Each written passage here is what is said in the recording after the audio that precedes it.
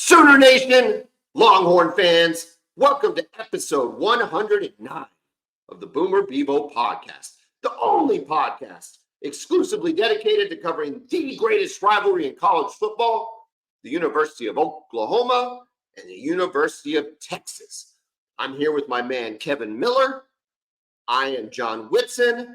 Having absolutely nothing to do with the greatest rivalry in college football is one Tiger Eldrick Woods, who is attempting to do what no man has done before except Jack Nicklaus and win his sixth Masters.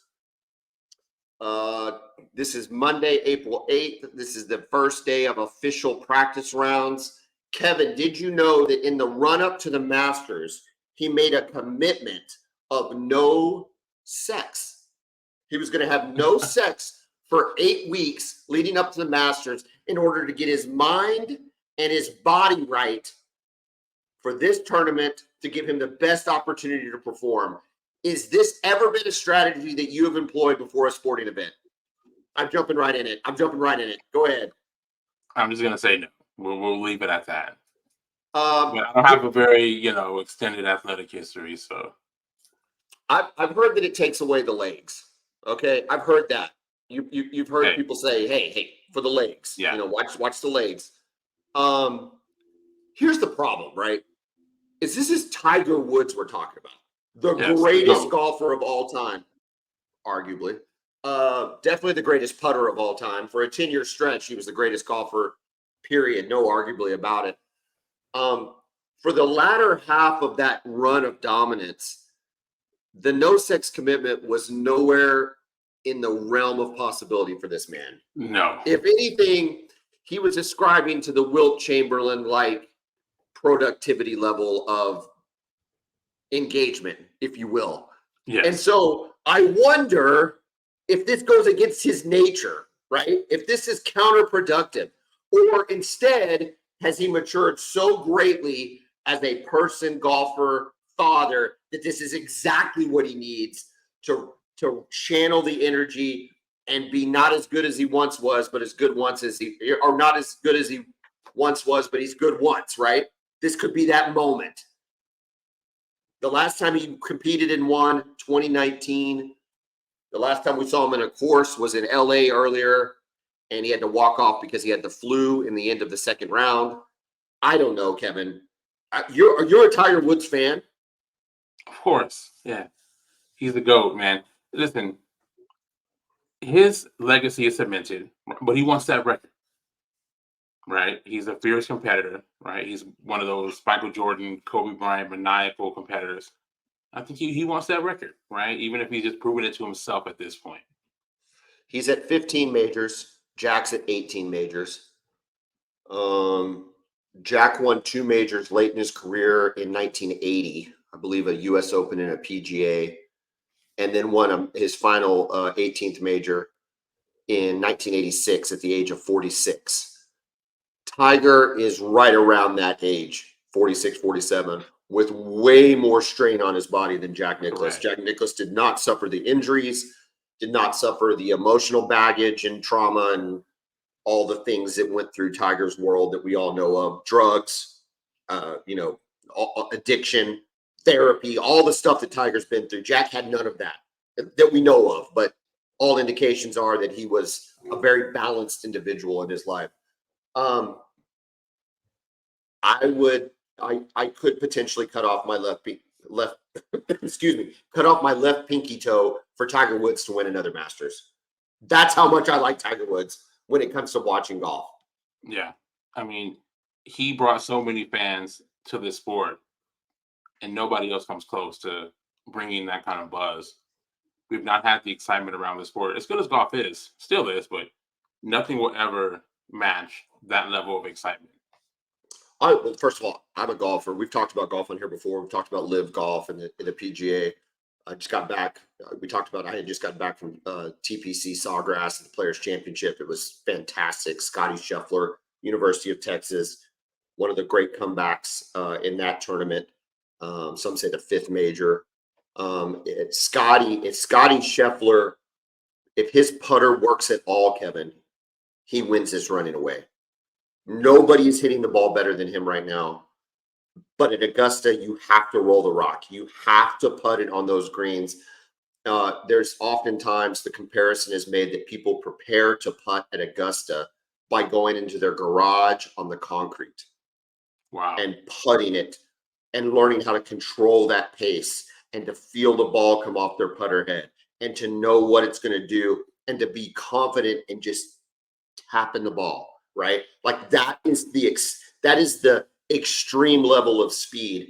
So for non-golfers out there, there's a measurement of the speed of greens. And it's called the stimp meter. Some guy named Stimp, and it's a triangle kind of thing. You set on a green. It's 1 foot high, 1 foot wide, 1 foot tall. You drop a ball down, and however far it rolls out on a level green gives you your green speed. A typical tour event is somewhere around 11 and a half or 12. Your local course is somewhere probably around 10 and a half, 11. Okay. The US Open at times has been as high as 13, even 13 and a half. Frighteningly fast greens. They do not stimp read the Masters. They don't let it out there. And I think it's because it is psychotically fast. It's really the only faster than that. Then, if you have to guess, what would you say? 14 or 14 and a half. It's really the only defense the course has. The course is a very offensive course. Okay. So like in terms of like the British Open and the US Open and oftentimes at the PGA, the goal is to go get the lead and then hold on for the rest, be the leader in the first round. And then you just hold on for dear life, right? Like that. It's you can play very defensively. It's pars or good scores at US Opens and British Opens and things like that. At the Masters, no, that's not the way it works, dude. You have got to go win the Masters. You have got to go shoot birdies in the final round, especially on the back nine. And they're there. They're there to get. Just this past week at the Augusta National Women's Amateur, which has been going on since 2019, the leader going into the final round at Augusta has never won because some girl from behind has always shot some great score. Birdie, birdie, birdie coming in the back end. This time the leader did win, but she had to birdie 3 of the final 4 holes to win it, including like a 14-foot putt on 18. But that's the kind of course it is. It demands you to go make birdies. Tiger, which is interesting, right? Because that's not necessarily Tiger's game. Even when he was winning majors, it wasn't his game to go on a birdie fest.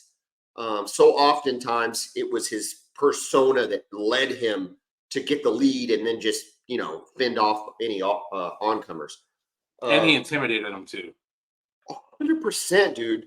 You think Kobe had a look? You think the Black Mamba had a look? You think Jordan had a look? You think that I don't know who in the NFL. I get Brady and players. Yeah, well, Brady wouldn't scare him, but there was just an air of arrogance, like I got no chance against this guy, except for the New York Giants. There was people you were already down a touchdown before you even jumped on. That's the way Tiger was entering the final round of a major. In fact, the only major he ever came from behind to win was in 2019 at the Masters. Every other major he had the lead and was able just to extend it. Anyway, this is a lot. Favorite then. It's a lot of talk about Tiger, but listen, dude, it's the Masters. It's Masters week. It's one of the greatest weeks in sports. Tonight is the NCAA Men's Championship. We're going to talk more about that. And then Jim Nantz, who's his first year not calling it, then usually travels down to Augusta, Georgia. You get to hear his sweet voice again. It's a great, great week in sports, and I love it. Anyway, real quick, though, just to give you an idea of what the field is out there, everybody. Scotty is plus 450. He's your favorite. McIlroy's at plus 1,000. John Rahm's plus 1,100. Storyline with John Rahm is this is the first time this year began his competition on the LIV Tour. So a lot of people are saying he's not put himself in a position to succeed because he's been playing on lesser courses against weaker fields. We'll see if it matters. John Rahm won last year. It's really, really, really good player. Xander Schauffele plus 16. Brooks Koepka plus 2,000. If I had to pick a favorite going in, it's probably Brooks Koepka. If I'm putting $10 bet down at the window in Vegas, I'm probably putting one on Brooks and one on Tiger. Tiger's at plus 15,000. The only other odd of note, Jordan Spieth, University of Texas. So you got 2 Longhorns in the top 7 is plus 2,500. Here's the deal with Spieth. The same thing with Tiger. If he can putt, Spieth can be the best player in the field. Same thing with Scheffler, and it all comes down to putting. If Spieth shorts it, because he can get away. Spieth is an erratic golfer. He's psychotic. I've never seen a golfer play so undisciplined as Jordan Spieth, a golfer of his caliber. He's just undisciplined. It's everywhere. It's insane, and he creates such issues for himself. But he does a pretty good job historically of recovering from them. When he won 3 majors in a 2-year span and was without a doubt the best player in the world, it's because he made every putt he looked at. Every single putt he looked at. He hasn't been doing that as of late. It would be really cool. I like Jay Spieth, even though he's a Texas guy. I've always liked Jay Spieth because he's a roller coaster, and I think it's a fun way to play golf, or at least a fun way to watch somebody play golf. So anyway, that's the handicap. With golf, man. Individual sports can't do it, man. I need to share the pressure with other people. I can't have it all squarely on my shoulders. Well, no, that's exactly right. My daughter played in a tournament today up in Stillwater, middle school tournament, and didn't play great. Team won by a mile. They always do. They're a good team. Didn't play great. Finished 4th on her team.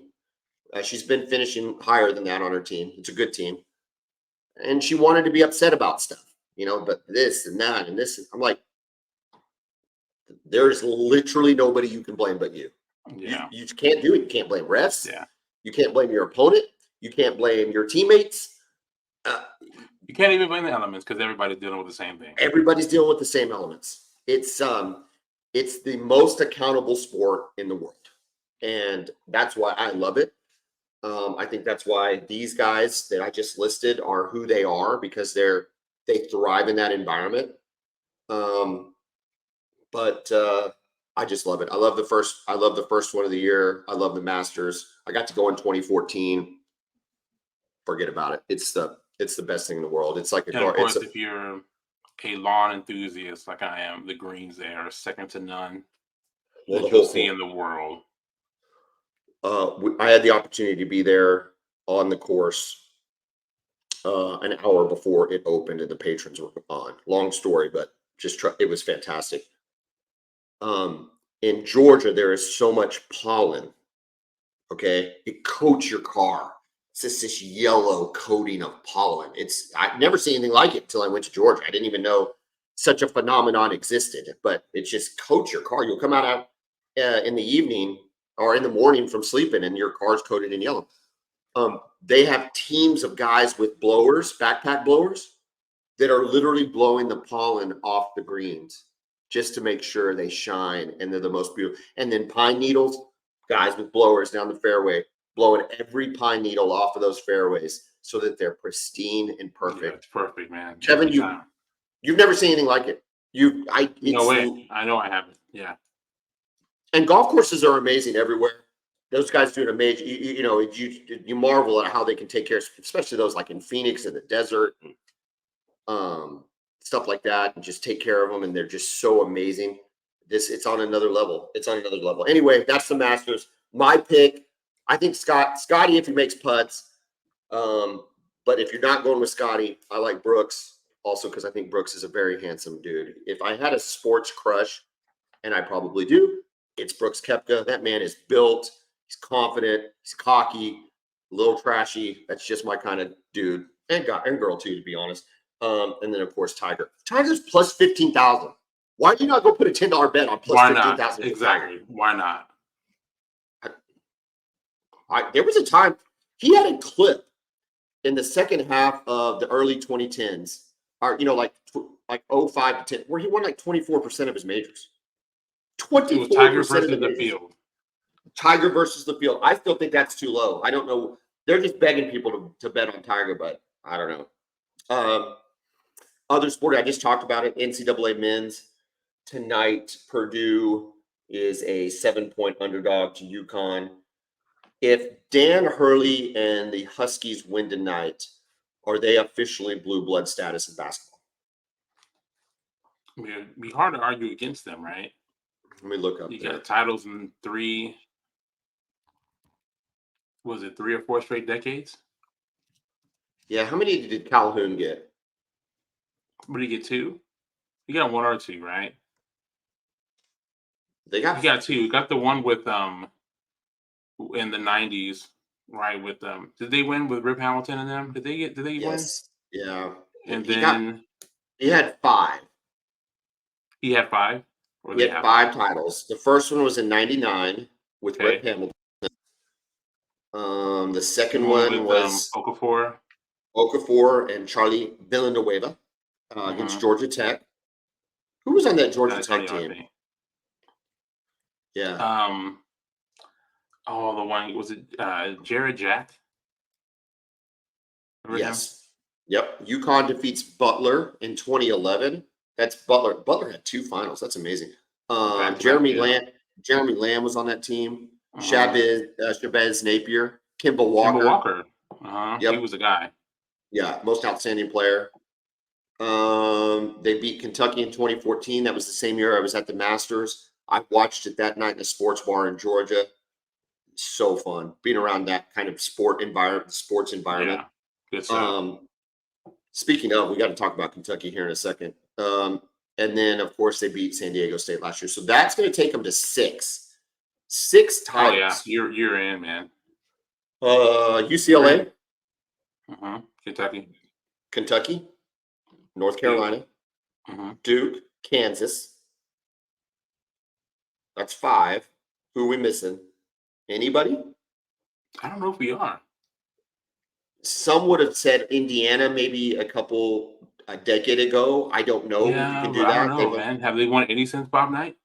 None since Bob Knight. They did make it to a final. They beat Oklahoma in 2002 in the Final Four to make it to a final. I think they lost. They haven't been back since. Yeah, man. I think that puts UConn squarely in blue blood status. 6 national championships. It has big time. 3 different coaches. Yeah, because Kevin Ollie got that one, right? You know what's crazy about Purdue making the Final Four for the first time ever is I've always thought of Purdue as a basketball school. Yeah. I've Yeah, always they thought had of it. Glenn Big Dog Robinson in the 90s. Absolutely. And Gene Katie and as a coach and, the whole thing. They've always been a basketball school. Yeah.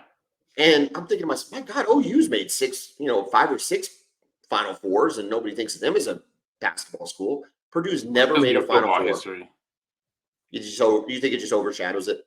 Yeah. You're probably right. You're probably right. Who wins tonight? Spread 7. Over-under's 143.5. I like UConn. I think they're just a little bit more better balanced overall. I think if Edey can get their big guys in foul trouble, if they can drop it, if they can just pound Edey early, if Purdue can pound Edey early on the block and he can go to work and get some of the UConn guys in foul trouble, I think that gives them their best chance to hold on. And I think if they try to get cute and do something that doesn't involve Zach Edey and passing him the ball on the block, they're asking to get beat. We have to remember, UConn has a 7'2" guy. I know, but he's not Zach Edey, dude. Zach Edey's 7'4" and thick. But you can go at him, though. That's the issue. You can go at him. I don't think he's elite defensively. I think you can get him in foul trouble. I think they can do the reverse. How good is that guy on the block, though? He's pretty good. He's pretty good, man. I think he's a dude. Listen, good NBA prospect too. For years and years, there was a drought of big guys in college basketball, but it seems like that is just Chet Holmgren 2 years ago. These 2 guys now, like that drought is. We're getting some giants again in this game. We are. I think UConn wins too. I think if they win, they cover. I think it could stay close for a while. These are the 2 best. I think these are probably the 2 best teams in the country. I thought Houston was. Shed getting hurt. It was over. They had no chance. Yeah. Houston could have been maybe the top 2, but I thought that Houston, Purdue, and UConn were clearly above North Carolina. Like those were your 3 best. Absolutely. We both questioned UNC being a number 1 seed. Yeah. I don't know who else we would have put there. It's like they were just kind of the tall, but it wasn't the traditional number 1 seed. They were just kind of the tallest midget in that case. And anyway, all right. You like UConn? I like UConn. UConn trying to be the first team to go back to back since Florida, right? With 07-08 with Noah Warford and Corey Brewer. Here's the problem. We only have about 3 hours after we record this for this take to be any good if Purdue wins. You know what I'm saying? So we kind of need UConn to win so we sound smart. True. Normally we put this stuff out a little earlier. You can throw out something and people go, oh, that makes a lot of sense. Really good analysis, John and Kevin. But now it's like they could literally listen to it tomorrow morning, on their way to work, which we hope you all do, wherever you get your podcasts. And they're going to be like, man, these guys are talking about Tiger Woods' sex life and UConn winning, So were you glued into South Carolina beating Iowa yesterday? Yeah, I had South Carolina winning the game. It was a really fun game to watch. But, first of all, Caitlin Clark is amazing. Right. She is just absolutely incredible.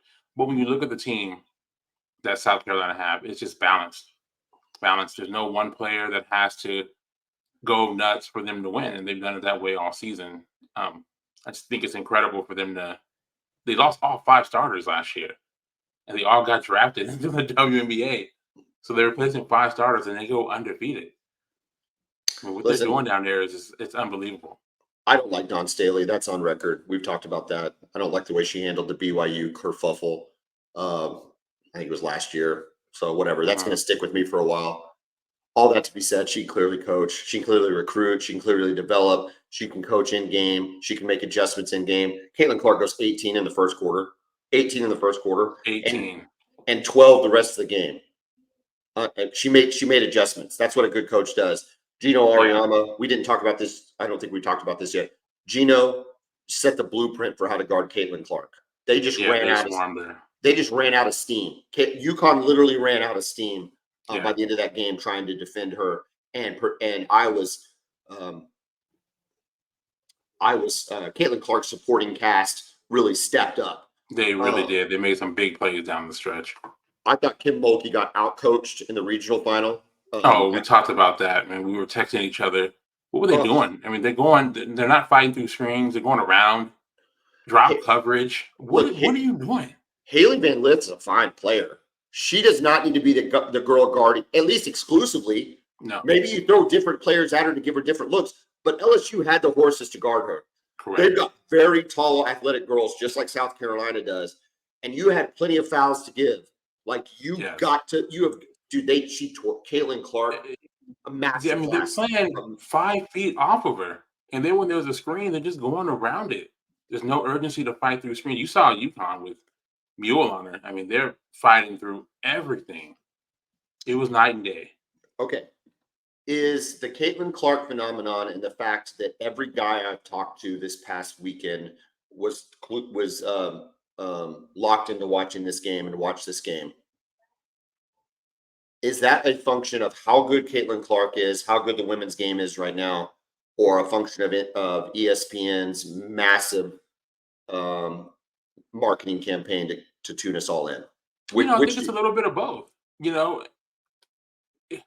They make us know who Caitlin Clark is, right? Her games are always on. So we've been able to see, this is actually pretty cool. These games have been ultra competitive. The environment's been good. Just the quality of the basketball has been really good. Really good. It's enjoyable to watch. And we talked about this, comparing the women's game to the men's game currently. There's just no stars in men's college basketball. No disrespect to Zach Edey, but, I don't know if he does it for you, right? But we don't have the Grant Hill, Christian Leitners, the Fab Five type guys. Every player on UNLV's team back in the day, those are the early 2000 Duke guys that could be firebrands that would get people all fired up. Jerry Stackhouse at North Carolina that was just doing all sorts of crazy things. 100%. Yes, there's nothing like that. So it just doesn't excite you. The best players in college basketball are there for 1 year, and then they're going off to the NBA, and that's fine. But the best player on every team is there for 1 year, and they're gone too. And they're gone. Yeah, they're gone to the NBA. So they're gone for another team, and you don't even know who's playing. And they're the transfer portal. The whole rosters are completely overhauled. We've known who Caitlin Clark is since last year, right? We watched her in the tournament last year. Angel Reese, we watched her last year. So this has been building for a couple of years. So I think it shows what happens when you actually put resources towards something, right? They market the heck out of college football. We watch college football. We They just market talked the heck about out of the NFL. We we watch just the talked about NFL. the Masters. I've seen Masters commercials for the last 3 months. Yes, I've seen they've been Masters building commercials for the towards it. last 3 months. I don't know why that has to be something negative against girls basketball. I asked the Yeah, question, but I ask it to expose the fact that it's irrelevant. yeah, It's well, I should say it's very relevant. You have to get eyes on the product. yeah. Eyes have And to be then on we the can product, determine for ourselves if this is a good product.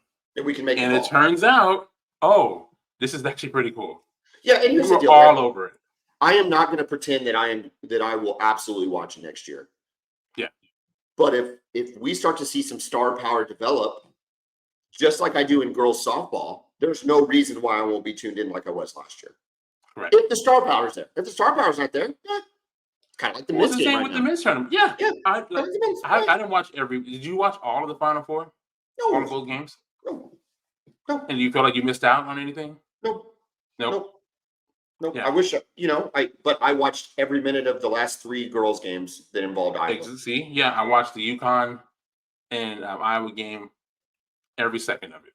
Yeah, it's I watched every second of this game on Sunday. Can't miss stuff. Tonight's game with UConn and Purdue. Yeah, I'll watch it, but I'm not excited about it at all.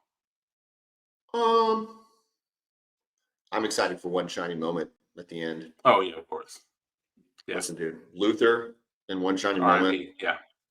It's as good as it gets. There's You know better. nothing better in sports. I'm sure we can go back a year ago on this podcast, maybe 2 years ago. I don't even know how many times we've done it maybe just 1 year ago.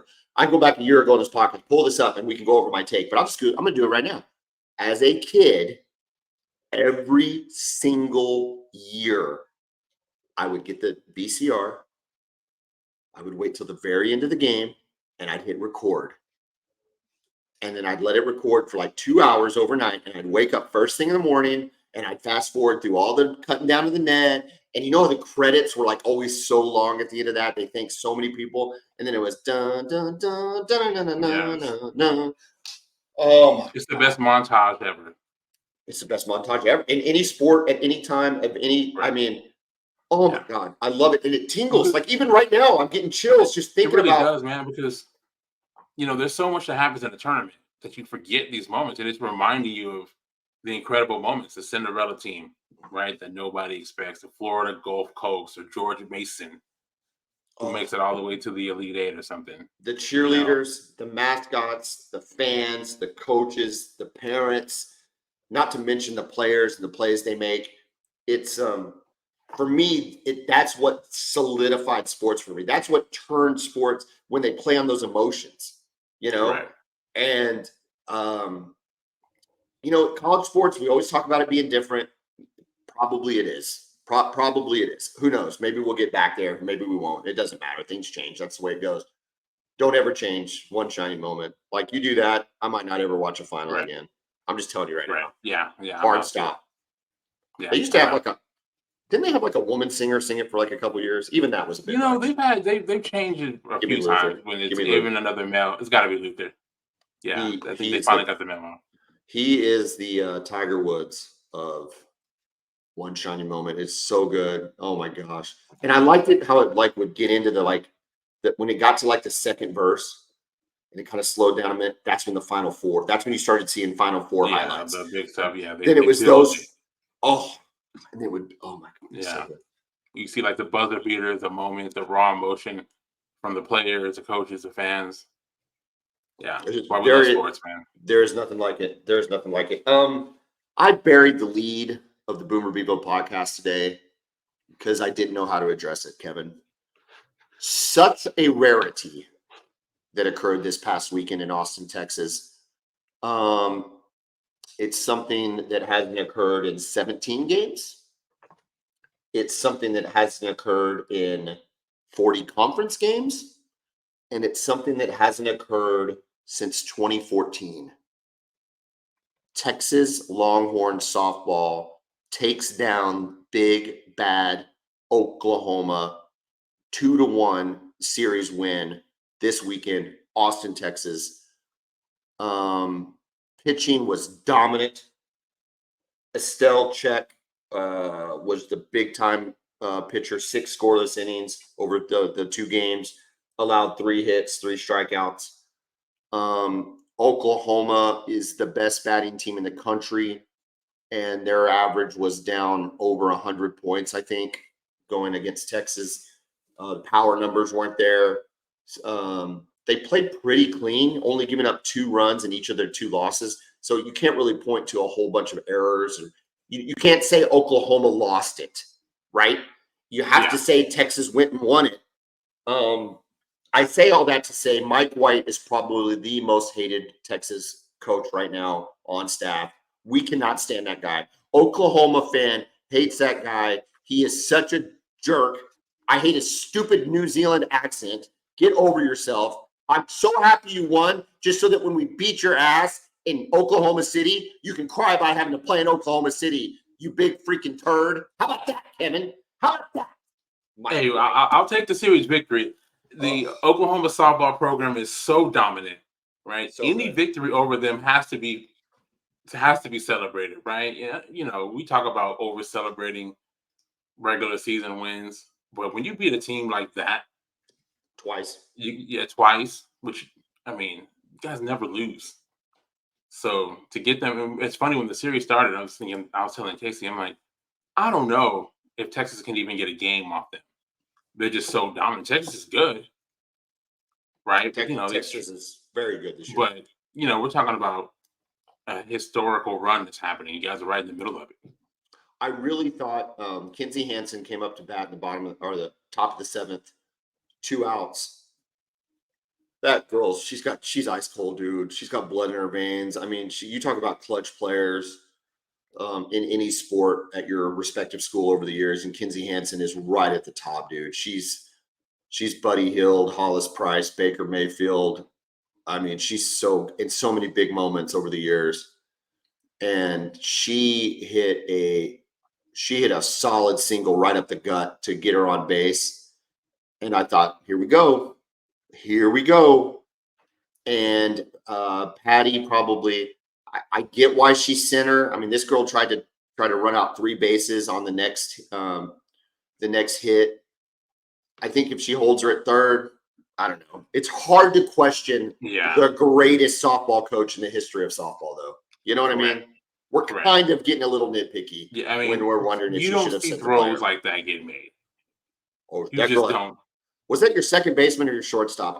It was somebody on the inner. It was hard. Yeah, I think it might have been a relay from the. It was a relay. It was a relay, but I'm not sure if it was second base or short. But I mean, you just don't see that. And they did the replay, but in the entire replay, even as an OU fan, I'm sitting there going, "This replay better not overturn." I don't know what else. If that gets overturned, I don't know what an out is in softball. Yeah.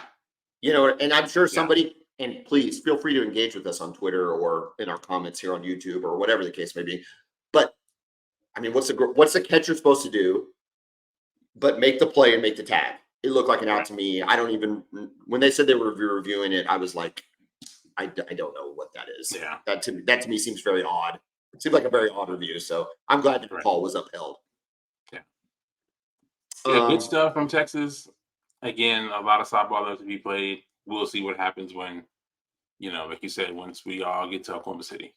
I'm not worried about Oklahoma necessarily. But, a team has 3 losses. You start to the air of invincibility comes down. Yeah. Might make you vulnerable in Oklahoma City. We tend to we tend to step up in that time, unlike any team in the history of the sport. Jada Coleman is still Jada Coleman. Tiare Jennings is still Tiare Jennings. Kelly Maxwell's pitching really well for us. It's Nicole May. Listen, I like Nicole May, but she's not that top tier, and it just leaves concern when you see her go to the mound. Maybe unduly, but it does. And so I don't know. There's no Jocelyn Allo. I'll know that. We're not going to get that kind of production. Well, I mean, you talk about historically good players, but I think you got other. I mean, you've got a loaded roster. Your lineup is still ridiculous. Your bat's a little off for a couple of days.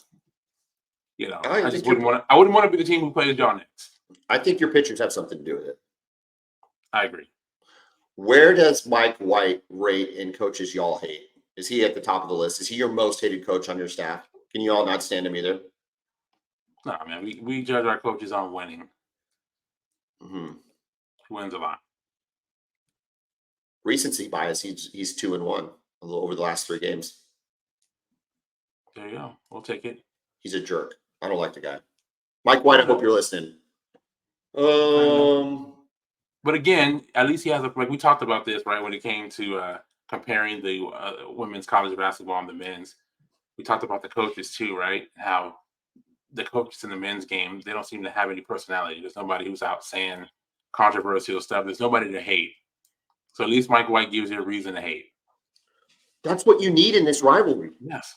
And that's what's great about Kim Mulkey, right? We talk about coaches, period. Right? Like it's at least we have someone to dislike. Absolutely. So, Absolutely. I loved it when Tom Herman was there. Sark can get you fired. Sark can make me mad. Yeah. Your coach, obviously, he didn't necessarily make us mad, but the whole upside, the horns down gesture, that was fun for a while, but he's not the biggest jerk in the world. He's, but Mike White, dude, he fits the bill, dude. He's Mr. freaking villain. He is Mr. freaking villain, dude, and he plays it well. Well. What do y'all think of Patty Gasso? You think she's the greatest college softball player of all time? Coach of all time? Yeah, I mean, hard to argue it. She's never, other than her being the OU softball coach, she's never really been. Texas football news. Late last night or late yesterday, it broke that T'Vondre Sweat in Austin got arrested for a DUI. He was a projected day 2 pick.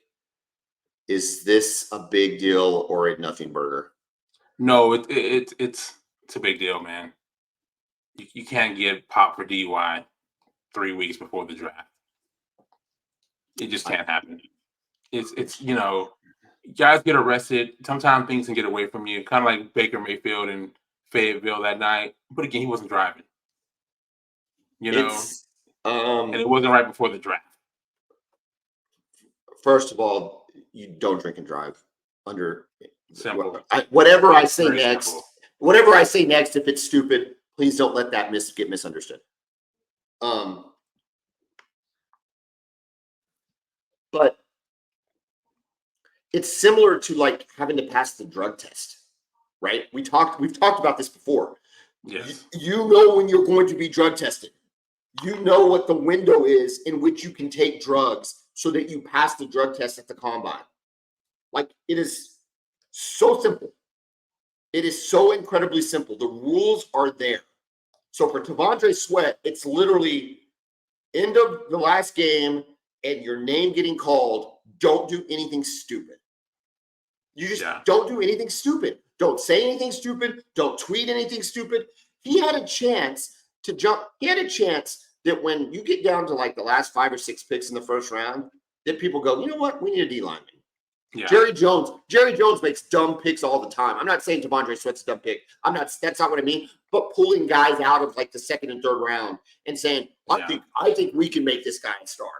Maybe Pete Carroll did it all the time. He's really known for that. He's an effective defensive lineman, a very, very effective defensive lineman. One of the most dominant ones last year in the country. Behind, Byron Murphy, not except. And so it's like, just don't be stupid, dude. You have a chance to make generational money, to get paid, secure your future. This puts you in the 3rd round. I think it puts you in the 3rd round. It wouldn't surprise me.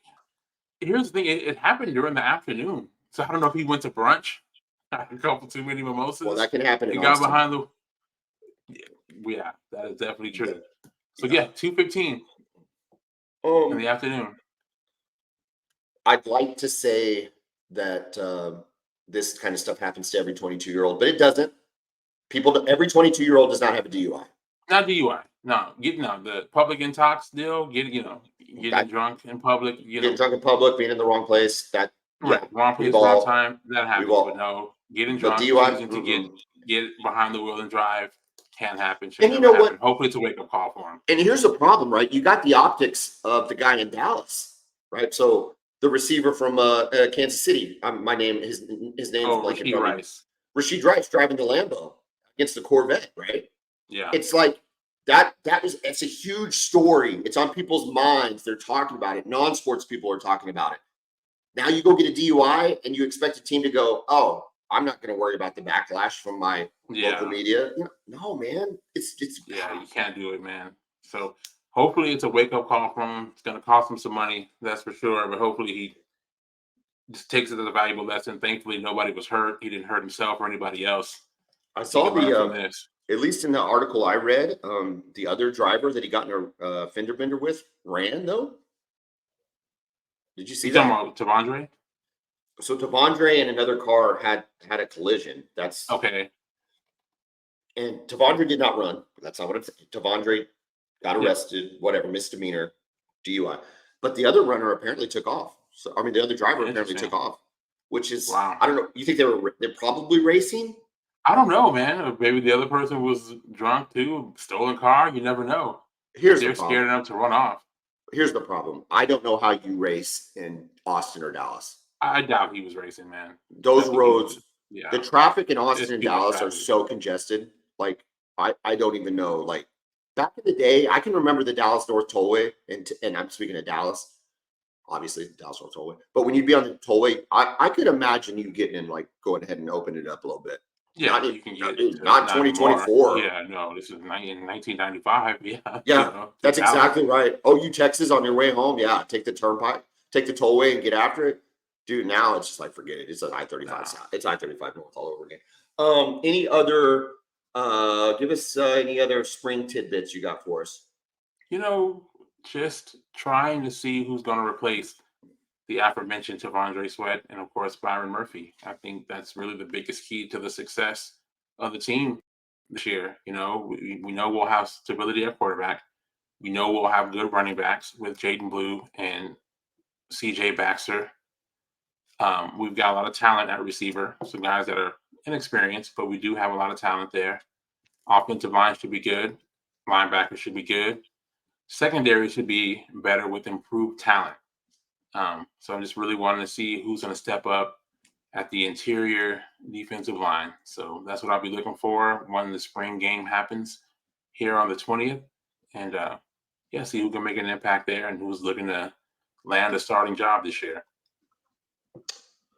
In OU camp news, our I'll call him our media partner, if that's so bold of me to say, our media partner, the Ref, KREF 1400 AM, 99.3 FM, and of course their app, has started a partnership with the OU Collective.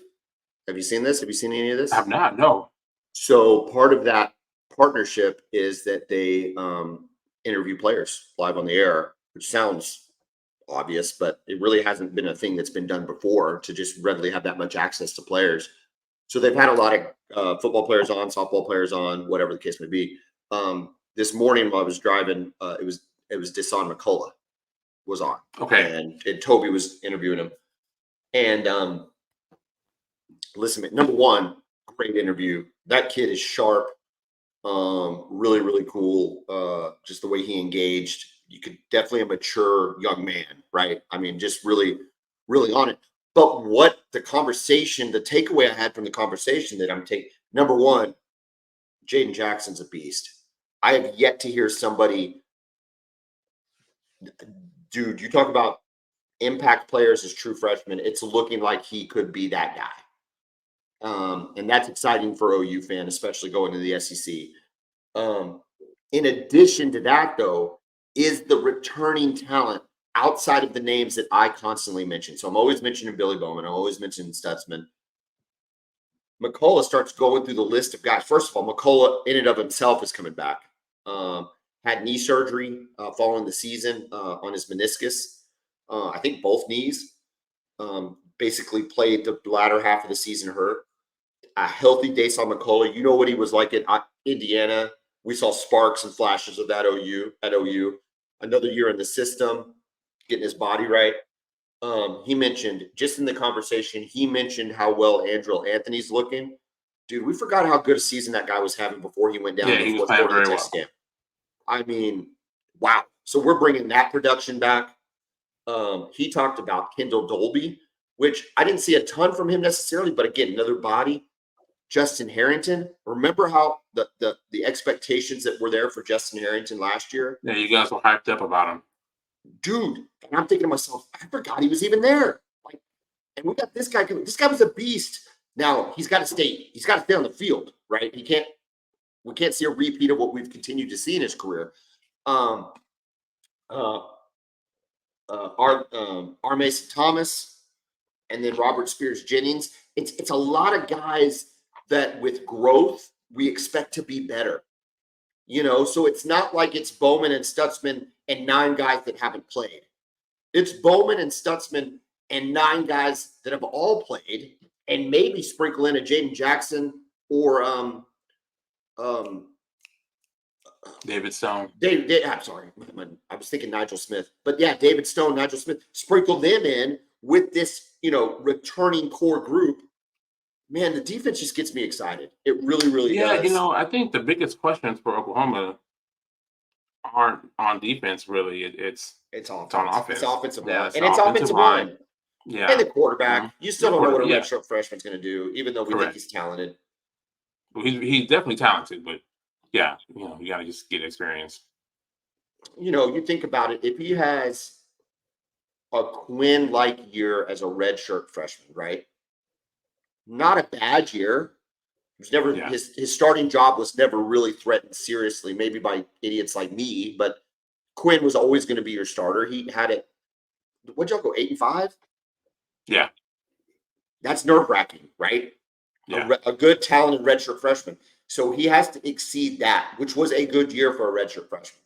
Yeah. But he's got to be better than that, right? He really has to put the numbers, maybe not that Dylan put up this year, but we've got to see numbers, I don't know, like in order to compete in the SEC and do what we want to do and finish with 9-10 wins, we have to see like a Baker year in 2015. Okay. So he's got to be very efficient, basically. He's got to be really, really efficient. And I don't know if he's got that in. I don't know if that's the kind of quarterback he is. Is he Josh Allen or is he Baker Mayfield, right? Josh Allen's got all the talent in the world, but he can throw 6 interceptions in a game. He can be boom or bust. So I agree with you. There's the question marks.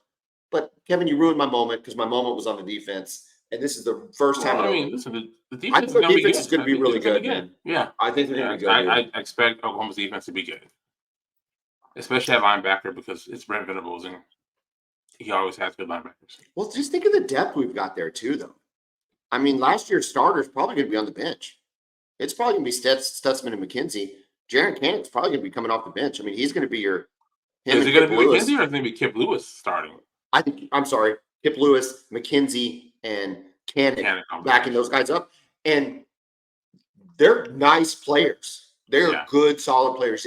There's drop off there, but not the end of the world drop off. Again, it's just depth.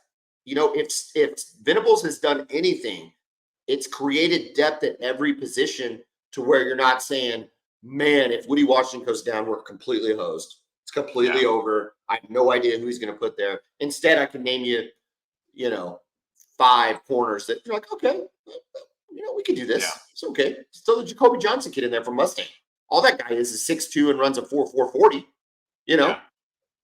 And I think you will need to tighten coverage up a bit, just kind of similar to Texas within the corner position. I hope, yeah. Well, I always hope they do that, but, right? I mean, of course, but compared to last year, as far as making improvements, but you got guys, same guys, a lot of guys coming back, more experience in the systems. You would think the natural progression would be to have tighter coverage. Who has the best receivers in the SEC? Is it Georgia? Oh man, probably right, but it's interesting because Georgia's offense, right? You just never know how dynamic they're going to be. People love going to use. People love guys. People love Connor Beck, though, man. They love that kid. They love that kid. I mean, yeah. He's a. I mean, we're talking about a 5-star guy who's playing around a lot of 5-star players, 5-star receivers, and 5-star offensive lineman. So yeah, you gotta love the talent there. But I don't know, man. I mean, OU's guys are pretty good. Texas has some talented players that are very unproven, right? We'll see what Tennessee has, especially with Going their scheme. going into last season, if Texas was taking that if we would have started, we collectively, Oklahoma and Texas, were going in the SEC last year, I would have thought y'all were taking in potentially the best receivers into the SEC. Yeah. I do think Oklahoma's receivers ended up performing very comparably. I think A.D. Mitchell was the best between both schools. I think y'all had the top receiver. Maybe not for production. Obviously, Drake Stoops had the production, big plays, Nick Anderson, but just consistency, playmaking, getting open, playing every snap. I thought A.D. Mitchell was probably the best receiver. Would you agree with that? Yeah, I would agree with that. Yeah, he brought a different dimension from uh, what Xavier Worthy does. You I'm needed that hoping big guy on the outside who also had speed. Deion Burks is more of a burner, isn't he? Yeah, yeah, he's a smaller guy. I'm hoping with Andrell Anthony, I'm hoping he comes off the injury and we see an A.D. Mitchell-like season from Andrell Anthony. I think that's Okay, possible. I think that's okay, possible because yeah, he had a very good start of the year last year. he Through did. Yeah, he six was playing games, very well. through 6 games, he was our best receiver. Yeah, I think Nick Anderson has the best upside. I still think Nick Anderson has the best upside. I think he's super, super talented. Obviously, we got the Deion Burks kid coming in. No Stoops. We got to figure out who's going to be in the slot. well, Burks can play there too. Can he? Can he be a slot possession Hmm. receiver too? Man, Yeah, the guy just looks fast, dude. he is. Yeah. I don't have to say this. I'll beat this to death if I get talking on tight ends. Joe John Finley, tight ends. Go to the tight ends. We're loaded there. We might have the best tight end room in the SEC. I don't know. Maybe you think? I don't know Still about that. to be determined. Yeah, yeah, I think exactly. Bauer Sharp's gonna be pretty good, dude. I think Bauer Sharp's gonna be pretty good. I've been hearing you guys talk about him, so I'm excited to see what he can do. As we close up here, episode 109, let's give a Thunder update. Number 3 in the West.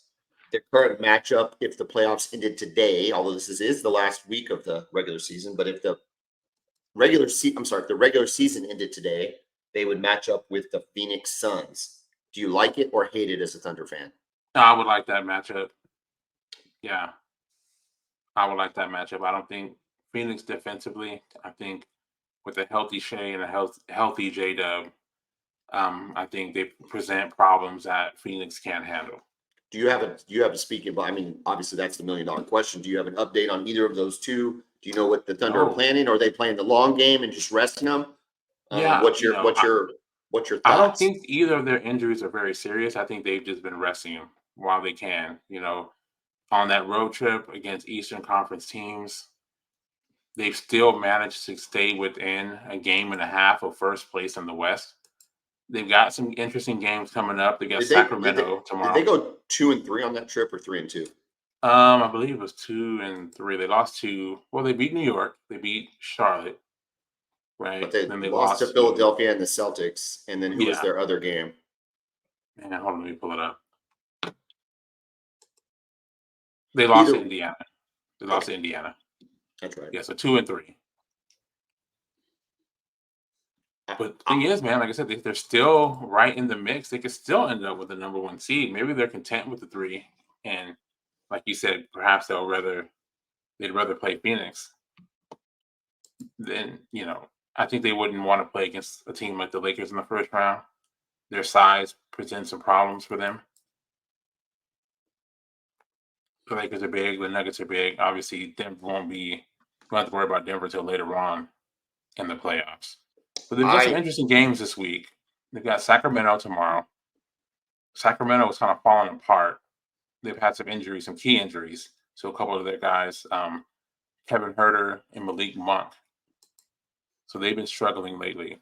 Then they play the Spurs on Wednesday, go Spurs go. and then My heart's go always the Spurs Spurs. go. My Same heart's always with here. the Spurs. Same here. I'll be at that game, and like I support the Thunder, but man, it's just Spurs for life, man. Yep. So I'll be at that one, and then Friday they play against the Milwaukee Bucks. and then Sunday against Dallas. So 4 very, very interesting games. I am so excited to see Shea Gilgeous-Alexander in the playoffs. Me too. Oklahoma City has had a history of very good regular season players. Russell Westbrook, one of the most historic seasons ever in the regular season. Kevin Durant, obviously. James Harden, early in his career. Paul George, for a couple years there. So we've seen what good looks like in the regular season, but translating that to the playoffs has been troublesome for the Thunder. Yeah. Right? It's KD would give us some runs, but then we'd lose Harden. Westbrook had some good years, but outside of when he was playing with KD, lackluster. Playoffs sucked, right? I mean, he was not great with the Thunder in the playoffs. Yeah. I don't think there's any way around it. He was terrible. I mean, then wasn't it Salt Lake we lost to in like 4-1 with him, and so but I just think SGA is different. That's whole, but I think him and J-Dub, I think they're just different. Don't you? Do you get that vibe that those are different kind of players? I think so too, man. It's going to be really interesting to see how they elevate their game for the playoffs, right? We all know the intensity. You're tired, the game slows down a bit, right? So I know they like to play on the break a lot, but there'll be more half court, which I think it bodes well for Shea because he can score one-on-one against anybody in the league, right? So how good is J-Dub going to be? How good is Chet Holmgren going to be?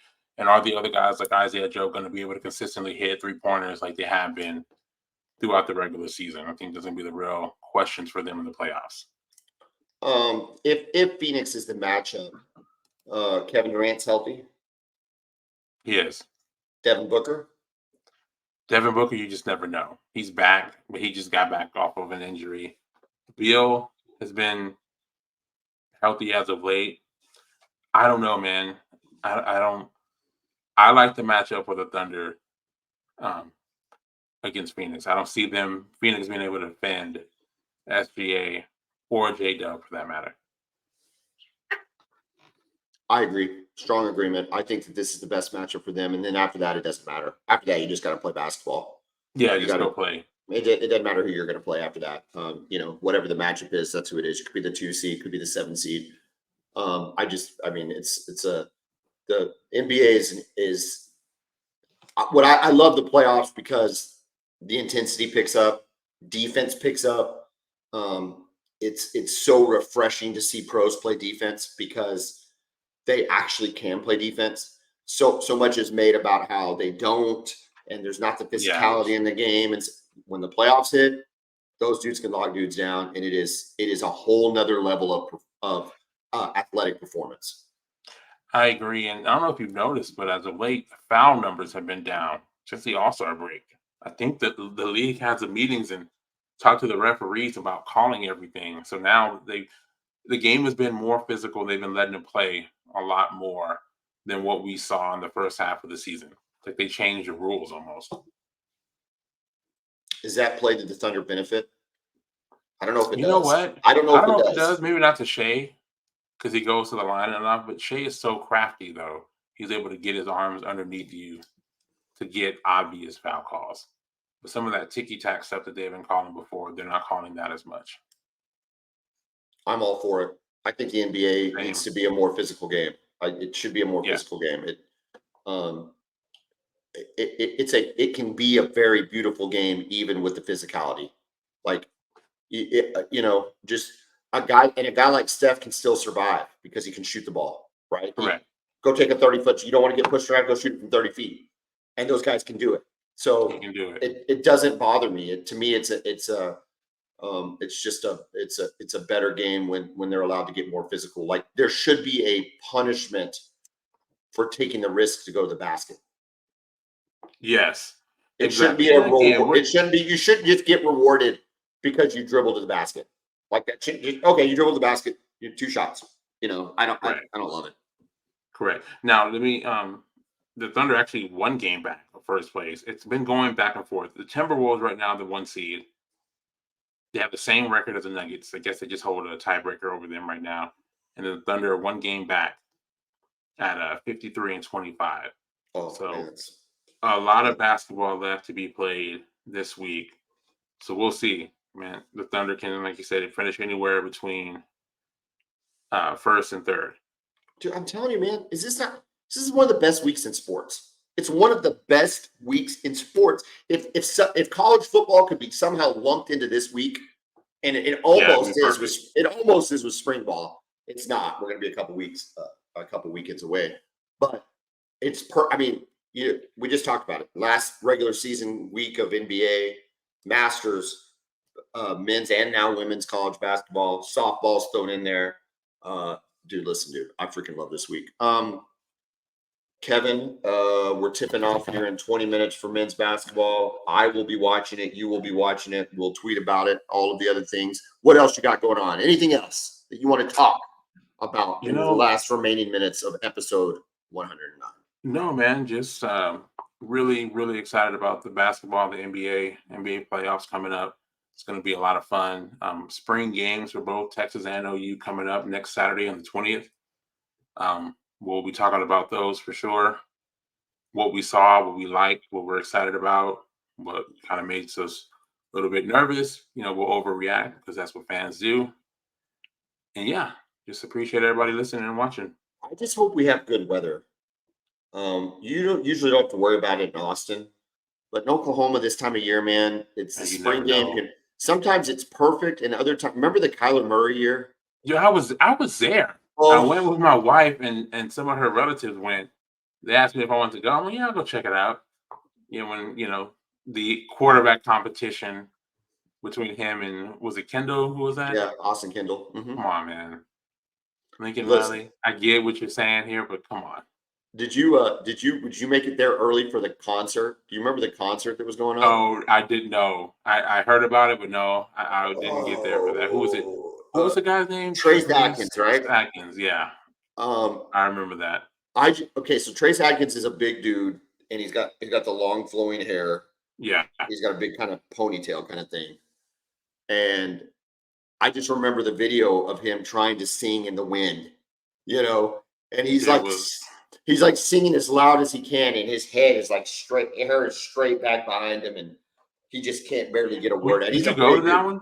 Oh God, no! I wouldn't. Oh my God, it was horrible. No way. Like, what am I doing? Like, what am I doing here? Now the next year, they anticipated bad weather, like storm weather and stuff. Severe storms, right? And remember, they moved it to a Friday, and that was perfect. And I did go to that. And that was 70,000 people show up. Dude, it was great, man. It was so nice. Like Friday night worked out so well. Last year, though, was last year when they did the Selman statue, or was that during the season? Oh, I don't remember. We put up so many statues at OU. Sometimes I forget. But anyway, they always do some good stuff. The problem is I'll be in Kansas City this week or on the 20th, so I won't be able to make it. I'll have to be listening into the radio and catching the video later. But you're not gonna. Are you going this year with Casey? Gonna go check out the Sooners? Be able to give us some. I don't think so. She hasn't mentioned wanting to go, so we'll see if she wants to go. I'll check it out. There you go. That's keep your eyes on the enemy. Keep them closer, Kevin. Keep them closer. Always. That's why we do the podcast. Know thy enemy. Okay, exactly. Confucius. This is a whole Confucius type mind game I'm playing on you. You don't even know it, but I am playing it on you and staying in your head. I live rent free in your head via the Bevo Podcast. I feel great about it. Whatever makes you feel better. Hey, I think anybody that listens knows that. I think anybody listens knows that the more secure person on this podcast, both with their masculinity and with the performance of their team, is this guy on this side of the screen. Yeah, of course. Yeah, sure. I think anybody else that listens is like, yeah, John's absolutely right. He is not making up for anything.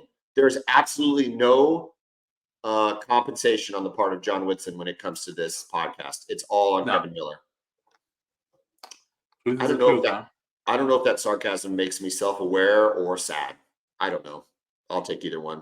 Did you check out the eclipse earlier? I was on the golf course up in Stillwater. Can I tell you, it just felt kind of eerie. It is eerie. and it got Grab the cold. glasses. You look up at it. It did. Temperature dropped about, we get to what, 7 or 8 degrees. We had started early. We started like at 9 in the morning. Girls golf takes forever. It's brutal. Middle school girls golf takes forever. Not our team. Our team's loaded. Our team is like Texas Longhorn softball. We're like so freaking good, you know. And but everybody else takes forever, so that means we take forever. And so I had sweatshirt on. I was like, man, it is getting cold out here. I put the sweatshirt back on, but one of the moms brought the glasses, so all the girls had the glasses. It's the first time I'd ever used the glasses, believe it or not. And it was super cool, man. Like it was It is cool, really but cool looking at them through the glasses. it was weird. It's unnatural. It's unnatural. Yeah, especially when it's, obviously we weren't in the path of totality, but we're pretty close to it. I think we got like 94, 91 or so percent coverage of the sun. It's pretty crazy how it looks outside and seeing the little crescents from the trees, the shadow of the trees. My sister in Houston drove to San Antonio to watch the eclipse with her oldest daughter and my brother, who lives in San Antonio, where they were getting 100% totality. That's However, awesome. they had cloud coverage. Oh no! And they were not happy. Not happy with the situation. That. We had the high clouds, but it didn't seem. I mean, we could see everything really clear. Yeah, I can see everything, no problem. Yeah. It was cool, but weird and unnatural. And it's like, yeah. Oh, another thing, man, we got to give a birthday shout out to Alice. Alice Young. Hey, I didn't shout out Brown O'Haver. She's gonna be super mad. I got to shout out Brown O'Haver, owner of Brown O'Haver, my wife, Alice Young. Happy birthday, April 7th. She had a heck of a birthday. She got to have Colombian food on Saturday, Chinese food on Sunday. She got ironic sweatshirts for her birthday. Her son Jeffrey got her tickets to Tim McGraw next week. I hope I get to see Faith Hill. We'll see, fingers crossed. But she did. She had a tremendous birthday, Kevin. Thank you. If you experience a loss, call Alice, 405-735-5510. She owns Brown O'Haver. She will take care of you. Kevin, go enjoy the basketball game tonight, and we will talk to you next week. Boomer! Okay, baby.